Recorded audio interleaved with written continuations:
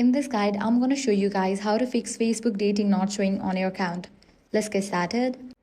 First thing you want to do is check for app update. Navigate to App Store or Play Store. Search for the app Facebook. Once app appears, if you see the option update, click on it. After you update it, you might get access to Facebook dating feature.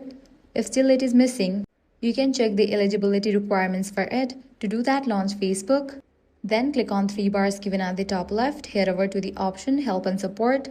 Then click on the option Support. You'll be directed to this page. Here at the top, you're going to see the search box. Over there, type in Access Dating Feature or Facebook Dating Requirements. Open the article related to Facebook dating. Now you can review the requirements carefully. You must be at least 18 years old and your Facebook account should be at least 30 days old and in good standing.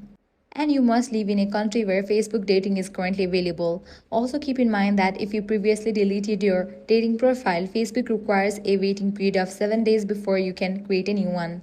Check whether this feature is available in your country or not. If that feature is not available in your country, you won't be able to access it. In case it is available, you can try other steps. Click on three bars, go to Settings and Privacy, click on Settings. Now in the search box, type in tab bar. Once the option appears, click on it. Now go ahead and click on the option Customize the bar. If you find the option of dating over here, click on the drop down for it and set it to pin.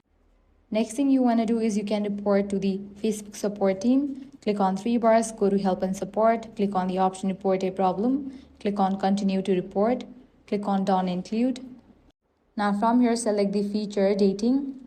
Now here explain about the issue that dating feature is unavailable in your Facebook account and you can send it. Facebook support team will get back to you. So that's it. If this guide helped you out, do not forget to like, share and subscribe.